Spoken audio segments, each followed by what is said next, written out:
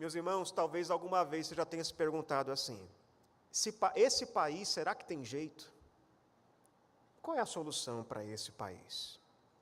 E não interessa qual seja a sua tendência política, se você gosta ou não gosta do governo atual, talvez você faça essa pergunta olhando para o noticiário. Porque você vê o jornal e você vê, por exemplo, a violência correndo às ruas, fraudes e golpes que se multiplicam, poderosos que se protegem e mantêm os seus privilégios à custa do povo. O noticiário nos mostra que a sociedade está cheia de problemas, e é natural que ao olhar para tudo isso, nós muitas vezes nos perguntemos, qual é a solução para tudo isso? Qual é a solução para a nossa sociedade? E há quem pense, olhando para tudo isso, que a solução está em eleger governantes melhores.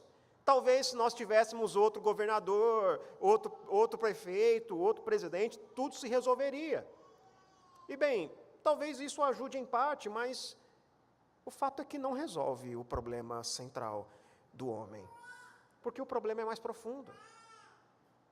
A gente sabe disso, muda governante, muda prefeito, muda governador, muda a estrutura, muda a ideologia, mas o problema da violência, o problema da fraude, o problema da maldade continua, porque esse problema vem do coração do homem.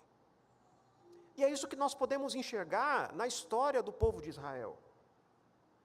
Se você já leu os livros de Reis, os livros de Crônicas, e prestou atenção, você deve ter percebido ali que o povo de Israel teve bons reis e maus reis. Não é verdade? O povo de Israel teve bons reis. Ezequias trouxe reformas, Uzias governou bem por um tempo, até o momento próximo à sua morte, em que ele desobedeceu à ordem do Senhor. Josias liderou uma reforma nacional, tanto religiosa quanto cultural, mas nenhum deles resolveu definitivamente o problema central do povo de Israel, que é o problema do pecado. Vinha um bom governante, ele governava bem por algum tempo, até que os seus dias se acabavam e logo depois, logo após a morte daquele bom governante, o povo voltava à mesma idolatria e ao rumo da destruição. É isso que nós vemos na história de Israel. E essa é a mensagem que Isaías traz ao povo de Israel, que a destruição virá, o juízo virá. A maldade daquele povo chegou a um ponto sem volta, que o Senhor então declara, não tem mais como reverter.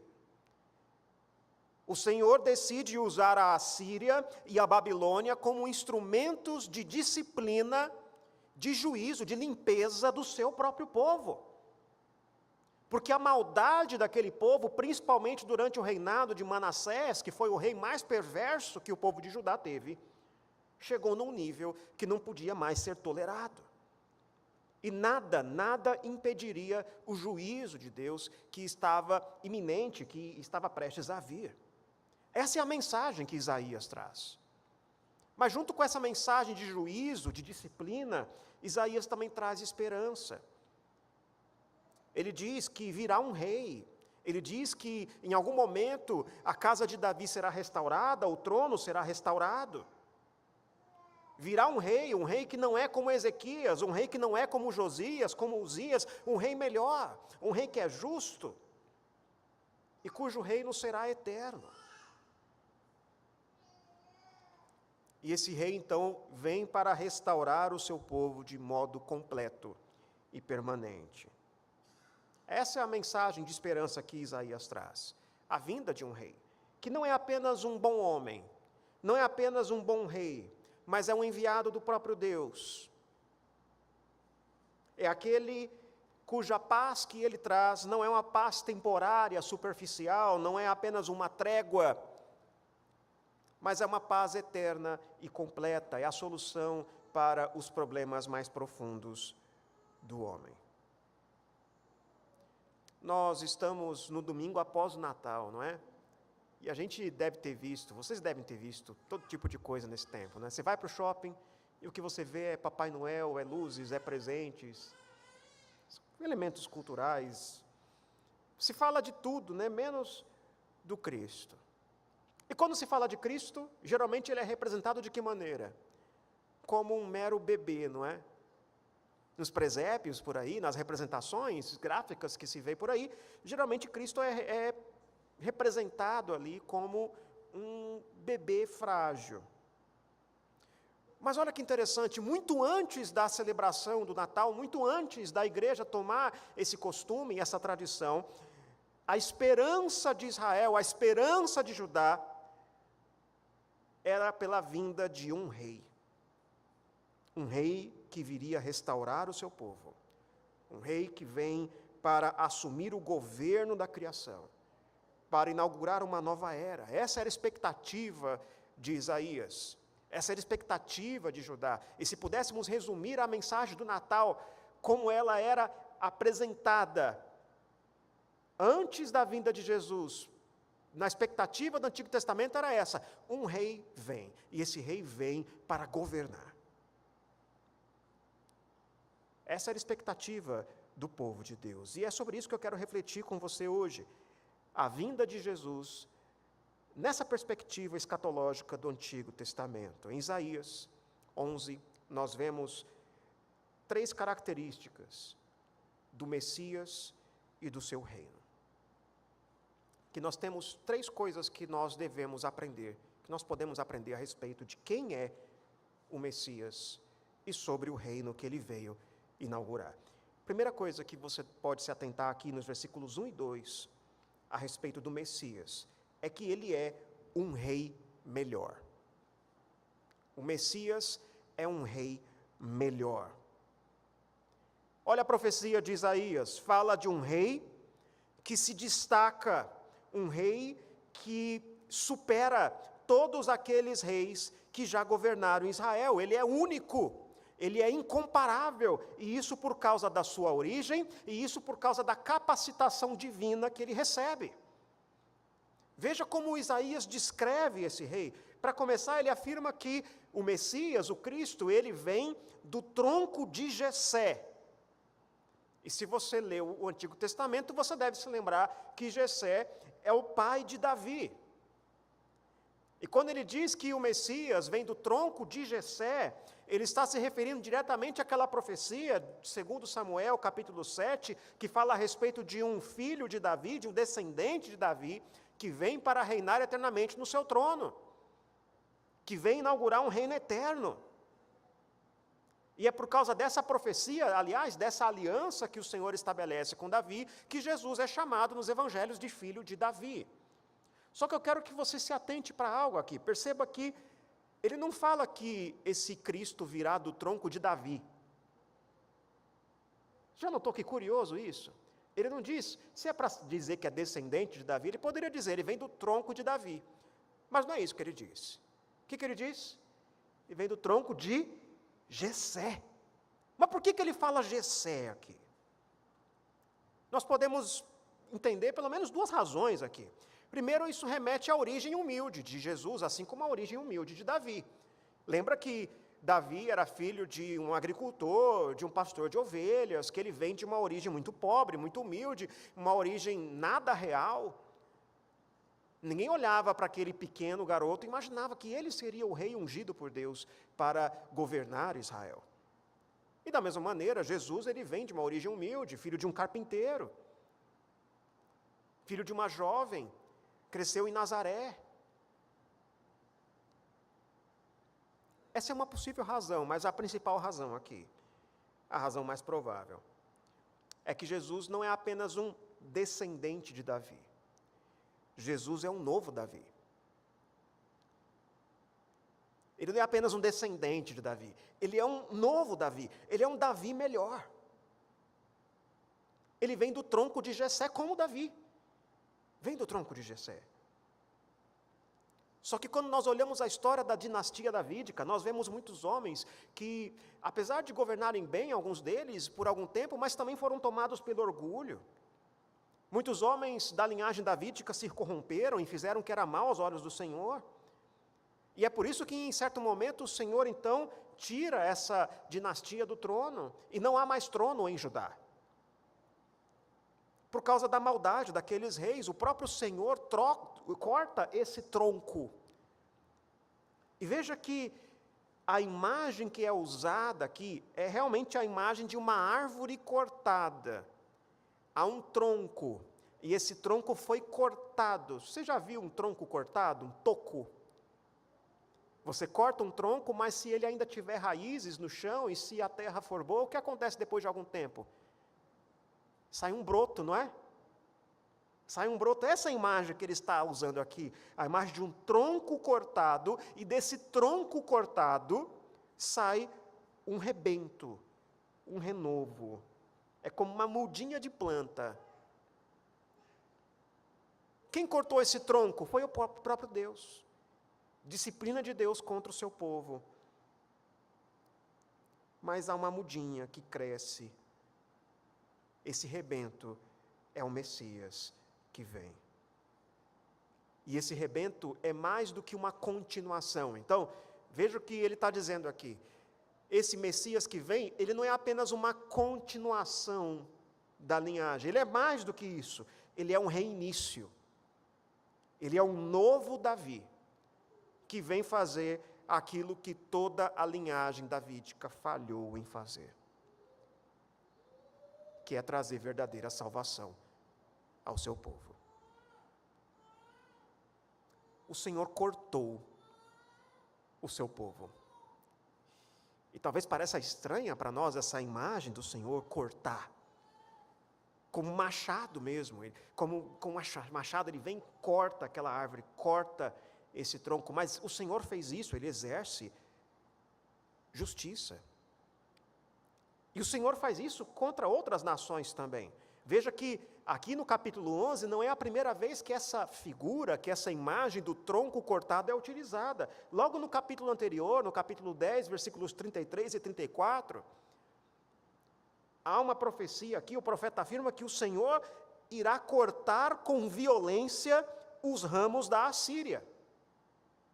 Olha o que diz lá nos versículos 33 e 34. Eis que o Senhor dos exércitos cortará os ramos com violência, as árvores de alto porte serão derribadas e as altivas serão abatidas. Cortará com ferro as brenhas da floresta e o Líbano cairá pela mão de um poderoso. Então, veja a mesma figura sendo usada aqui. O juízo de Deus, representado por um corte de árvores. Os assírios serão cortados. E agora, o próprio Judá será cortado. Mas perceba a diferença, os assírios serão cortados e será o fim deles para sempre. Mas do tronco de Jessé sairá um rebento. Há um reinício para o povo de Deus. Jesus cumpre essa promessa perfeitamente.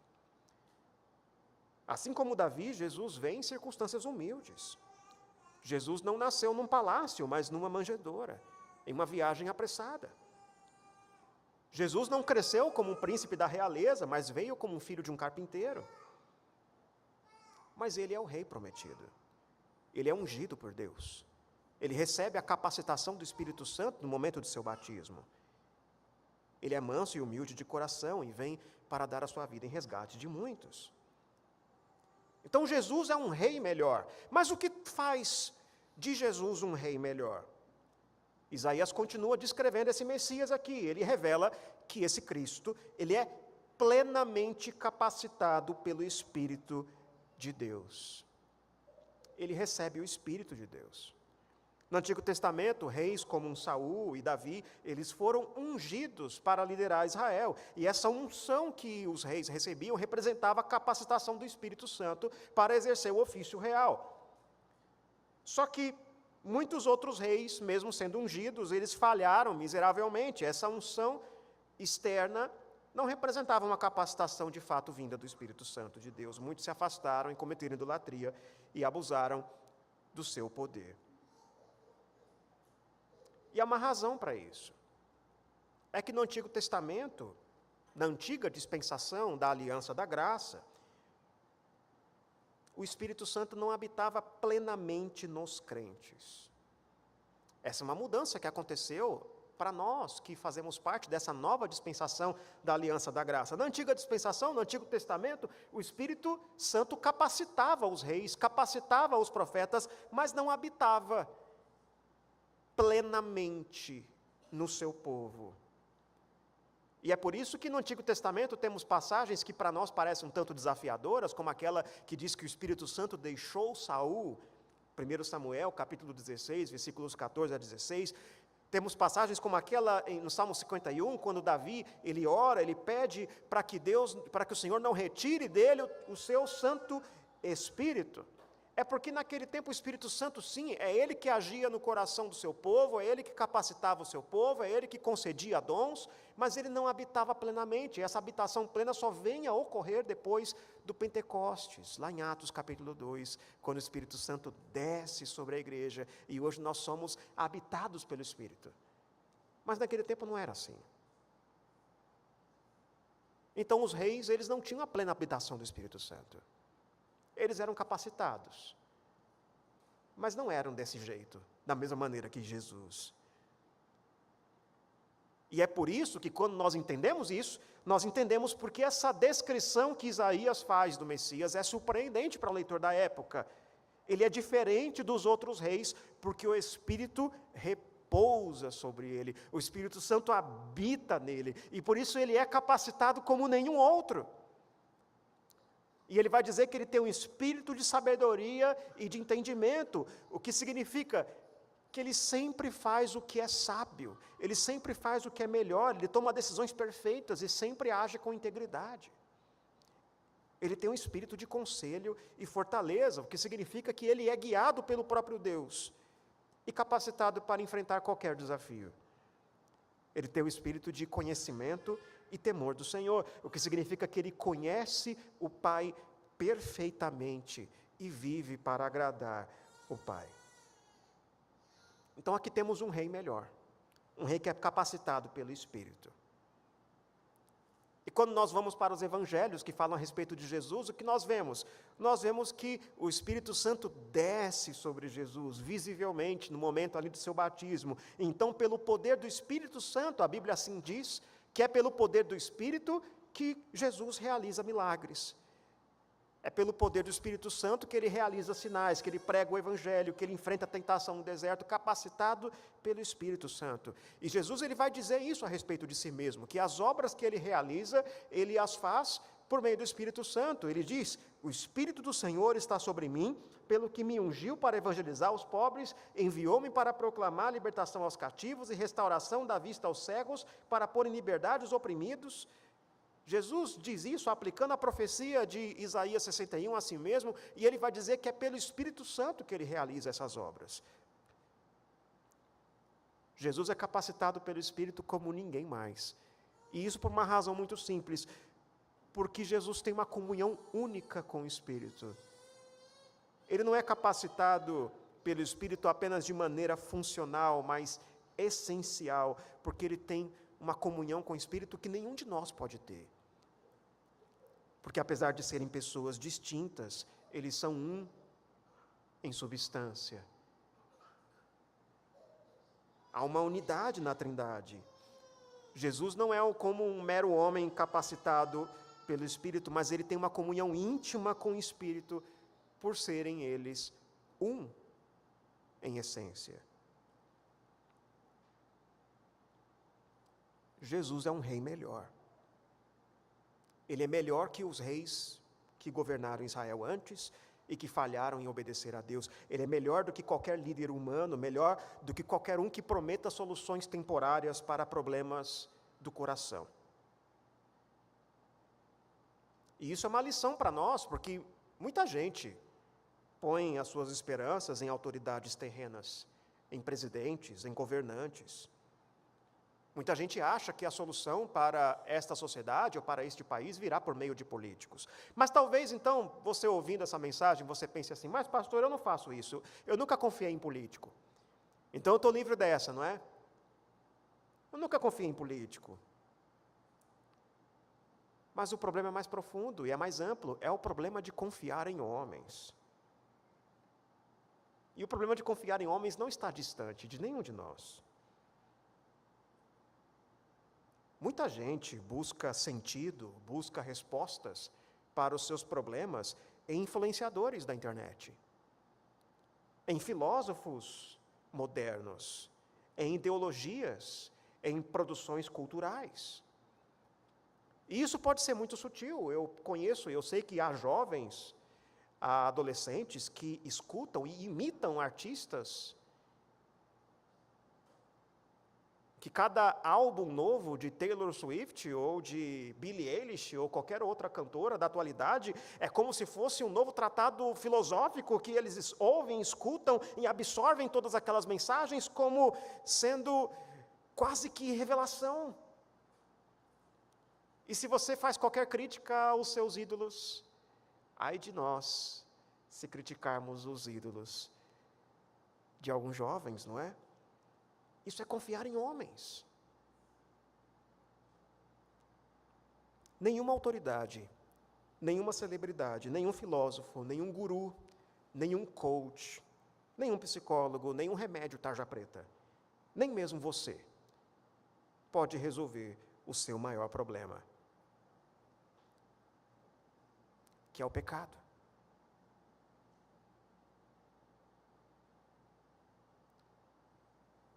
Estamos próximos à virada do ano e é uma época em que muitos fazem votos, não é? Muitos fazem resoluções e dizem assim: este ano eu vou fazer dieta, este ano eu vou fazer exercício, este ano eu vou ler a Bíblia inteira de cabo a rabo, este ano eu vou ser melhor. É bom fazer planos, mas saiba, você não vai resolver o seu problema. Não é a sua força de vontade, não é uma ideia repentina que você teve de ser melhor que vai resolver o seu problema. E cuidado, porque confiar nisso, confiar que você é capaz de solucionar a sua vida, resulta numa religião do eu. E essa é uma religião que decepciona. O que Isaías nos traz aqui é que numa época em que os reis falharam, o povo falhou, os sacerdotes falharam, os falsos profetas falharam, Isaías está dizendo, o Messias é melhor, ele não vai falhar. Ele veio para resolver o principal problema da humanidade, que é o pecado, e para livrar o seu povo da culpa e restaurar a comunhão com Deus. Ele cumpriu toda a justiça e nos reconcilia com o Pai. É isso que Cristo faz. Nenhum outro pode fazer isso. Mas a segunda característica que vemos aqui do Messias, versículos 3 a 5, é que ele é justo. Cristo é justo, o seu governo é correto. Ele age com justiça e com fidelidade. E não é porque ele é coagido a agir assim, porque ele é obrigado, mas porque essa é a sua essência, esse é o seu caráter. Ele é justo e fiel. Veja como Isaías fala isso, ele diz que esse Messias, ele se deleitará no temor do Senhor. Isto é, ele tem prazer, é a sua alegria, é o seu deleite, aquilo que exalta a Deus. Jesus diz isso lá em João 4:34, ele diz assim: a minha comida consiste em fazer a vontade daquele que me enviou e realizar a sua obra. Ele tem prazer naquilo que glorifica a Deus, ele se agrada daquilo que é correto, justo e bom, e é por isso que ele age com justiça, justiça baseada em conhecimento pleno. Veja, um dos papéis dos reis de Judá era julgar. Na monarquia de Judá, o rei era a última instância de julgamento. Então havia os juízes que julgavam causas, mas todos poderiam apelar então ao rei.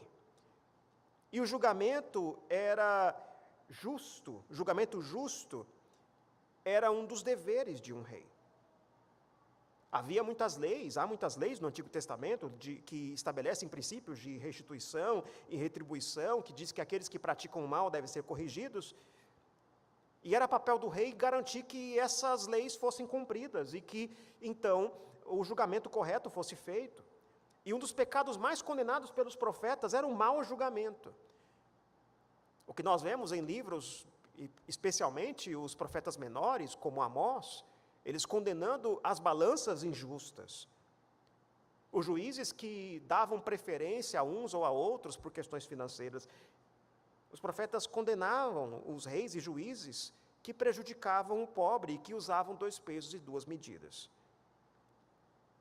E o que Isaías diz aqui é que o julgamento do Messias é diferente. Ele é infalível, ele não julgará pela vista dos seus olhos. Ele não toma decisões com base em rumores ou em aparências. Você já imaginou isso? Imagine um tribunal onde o juiz não conhece apenas as provas, as evidências, mas ele conhece os corações das pessoas envolvidas. Imagine um juiz que não é enganado, nunca é enganado por aparências ou por mentiras. Esse é o juiz, esse é o rei que Isaías descreve. Jesus, ele não vê apenas as aparências, ele conhece cada detalhe, cada intenção e julga com equidade. E em seu julgamento, ele não leva em conta a situação financeira. Naquele tempo, muitos juízes privilegiavam os ricos para obter benefícios, mas Cristo julga com justiça, com equidade, aplicando o mesmo princípio a todos. Então, esse Messias, ele é justo, e ele vem para reparar as injustiças, ele vem corrigir os pecadores, ele vem para punir. Ele vem para executar a sentença contra os pecadores e contra a terra. É isso que Isaías diz aqui, quando ele diz: ferirá a terra com a vara de sua boca e matará o perverso com o sopro dos seus lábios. O que significa que esse rei vem para castigar os pecadores que não se arrependem, os pecadores impenitentes. E essa expressão que Isaías usa aqui, ela é usada pelo apóstolo Paulo, lá em 2 Tessalonicenses, capítulo 2, versículo 8, quando fala da derrota do anticristo, quando ele diz assim: então será de fato revelado o iníquo, a quem o Senhor Jesus matará com o sopro de sua boca, e destruirá pela manifestação de sua vinda. Então, ele usa essa mesma imagem de Isaías. Esse Messias, ele vem, e ele vem para executar a justiça, o que significa que aqueles pecadores que não se arrependem estão em apuros. Jesus é o Salvador, sim, mas ele também é o juiz e o executor. Quando alguém faz alguma representação do inferno, talvez você já tenha visto em algum desenho animado ou qualquer coisa do tipo, representações do inferno, não é? Quem geralmente está castigando lá? Geralmente é o diabo, não é? As representações populares geralmente colocam o diabinho vermelho com aquele chifrinho e aquele rabinho, segurando um tridente e castigando ali, torturando os pecadores. E é isso que muitas vezes a gente pensa, não é que é o diabo que vai castigar pecadores. Mas olha que curioso, a Bíblia muitas vezes ele fala de Jesus como sendo o executor. Sim, Jesus é aquele que põe os inimigos debaixo dos seus pés.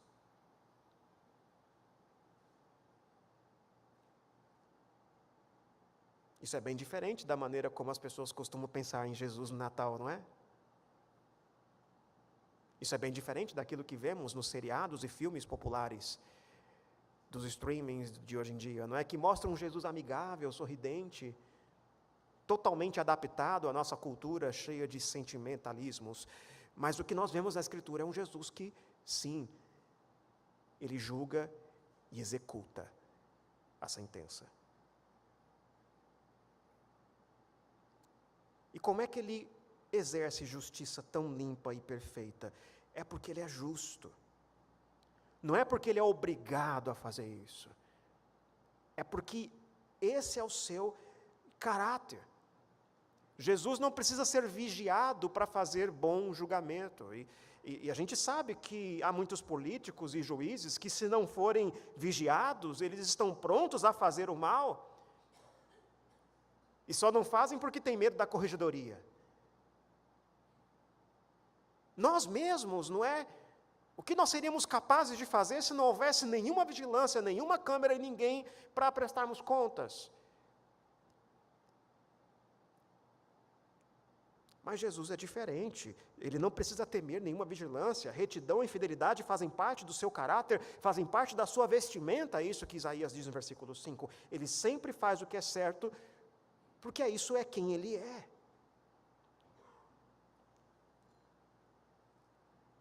Saber que o mundo será julgado por alguém assim pode ser boa ou má notícia. É boa notícia para aqueles que estão amparados, para aqueles que estão cobertos pelo sangue de Cristo. Muitas vezes nós vemos injustiça e corrupção correndo solto em nosso mundo e às vezes até duvidamos que é possível obter alguma justiça aqui. Quantas vezes a gente não vê alguma coisa injusta e pensa, nem vou correr atrás de resolver isso porque eu sei que não vai dar. Mas que bom é saber que um rei perfeitamente justo virá e executará a justiça para sempre. Ele não será enganado. Então, para aqueles que estão em Cristo, isso é boa notícia. Mas e para aqueles que não estão? Isso é um alerta. O que você sente ao saber que nada mesmo, pode ser escondido daquele que possui perfeito conhecimento?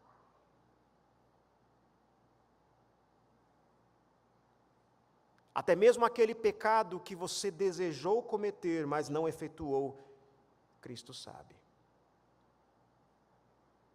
Os seus pensamentos e segredos mais sujos, aqueles que você não contou para ninguém, Cristo sabe. E talvez você consiga esconder de outros. Talvez você consiga até mentir para si mesmo e guardar isso num porão da sua alma.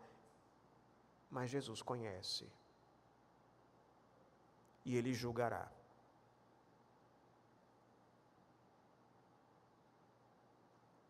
É por isso que o salmista, após clamar ao Senhor por socorro, ele percebe a terrível situação em que se encontra, lá no Salmo 130, e diz assim: se observares, Senhor, iniquidades, quem subsistirá?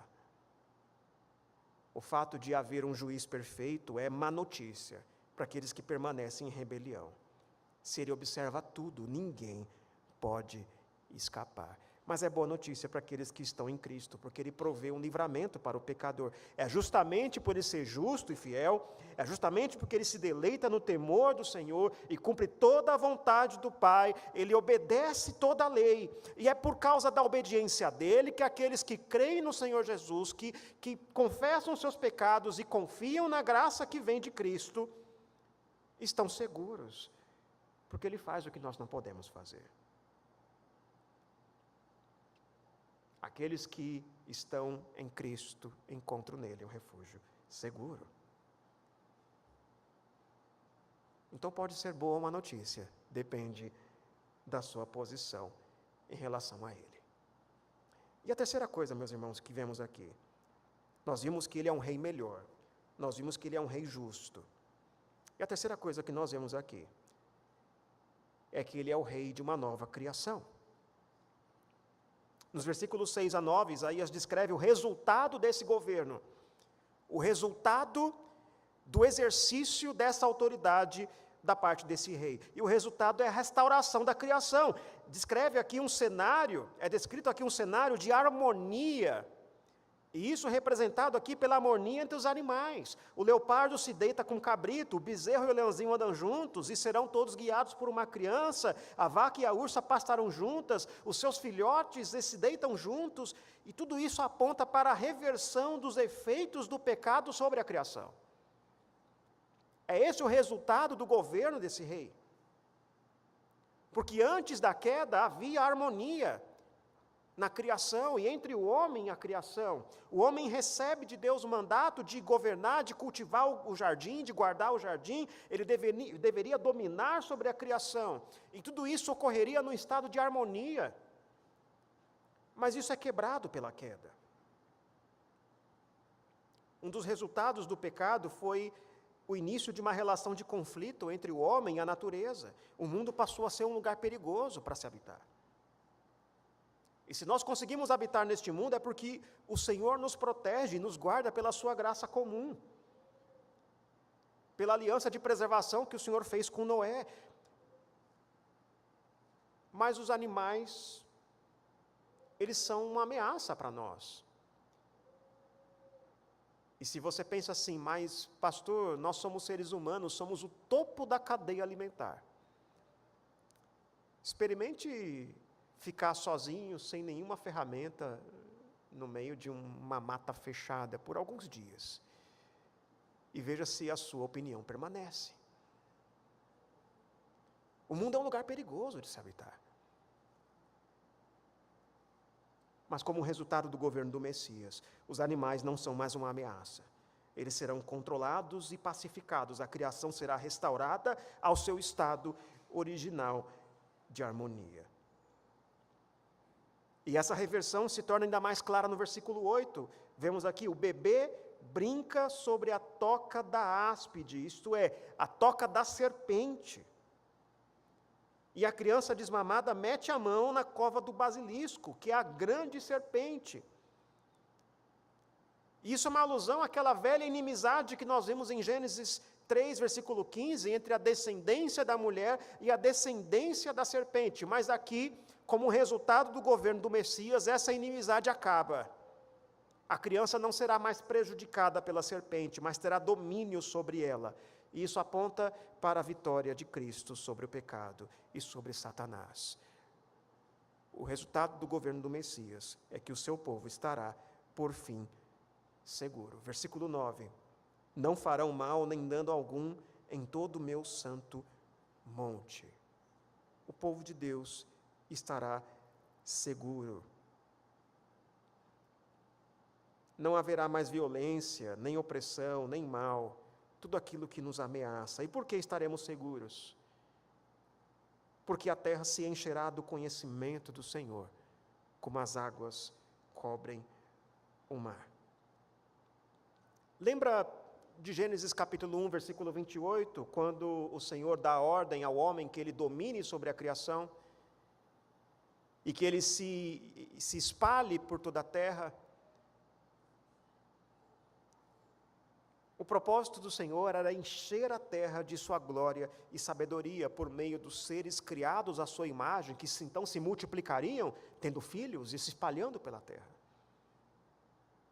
E agora, por meio do novo Adão, isso é cumprido. O Messias traz realização a esse mandato. E como é que ele faz isso?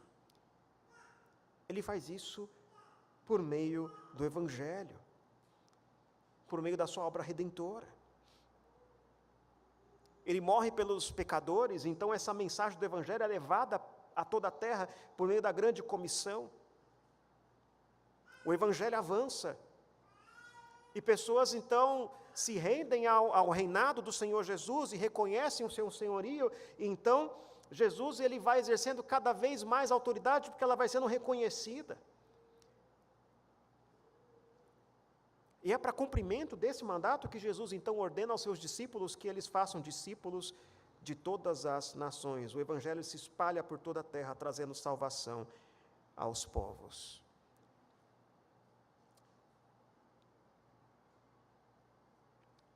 Então veja, essa salvação que o Messias traz tem um caráter cósmico e universal. Essa visão que nós temos aqui é ecoada em Isaías 65, versículo 17, onde Deus promete criar novos céus e nova terra. Apocalipse 21 retoma essa visão, mostrando que no reino consumado, Deus habita com o seu povo e elimina toda dor e morte. O Messias, ele vem restaurar. E ele não vem apenas para restaurar a criação no nível local ou no nível nacional. ele vem para ser o estandarte dos povos. O que significa que ele é como uma bandeira erguida para guiar e atrair soldados a um ponto central em tempos de guerra. Isaías usa essa imagem para retratar o Messias como um centro de união para todas as nações. Ele é levantado para atrair não só pessoas de Israel, mas pessoas de todos os povos. E isso é ecoado pelas palavras do próprio Jesus, lá em João capítulo 12, versículo 32, ele diz assim: e quando eu for levantado da terra, Jesus está falando da cruz, atrairei todos a mim mesmo. A cruz é o estandarte definitivo. A cruz é o ponto central da história. Por meio da morte e ressurreição de Jesus, ele quebra as barreiras do pecado e da separação entre os povos, trazendo salvação a pessoas de todas as nações. E esse estandarte é um símbolo não apenas de convocação, mas também de vitória. Assim como o general, ele ergue sua bandeira após uma vitória conquistada, Cristo levantado na cruz, agora exaltado no trono, ele sinaliza ao mundo que ele venceu o pecado, que ele venceu a morte, que Satanás foi derrotado e que a vitória foi garantida. E agora então se cumpre a promessa feita a Abraão, de que por meio desse descendente, todas as famílias da terra serão abençoadas. A salvação agora disponível a todos os povos, a todos aqueles que se achegam a Cristo pela fé.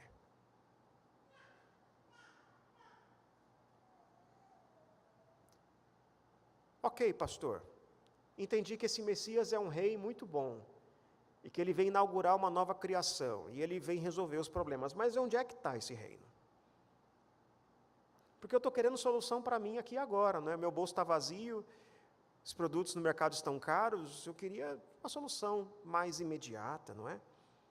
Onde é que está esse reino? E a resposta é que, no primeiro momento, esse reino é espiritual. Jesus, ele veio, ele se encarnou, ele obedeceu à lei de Deus, ele morreu na cruz, pagando pelos nossos pecados, e nele, então, foi dado início a uma nova humanidade, que é restaurada, que é transformada à sua imagem. E se você crê no Senhor Jesus, você foi justificado, seus pecados são perdoados, e você se torna uma nova criatura, você nasce de novo, e participa agora dessa nova humanidade, desse reino espiritual.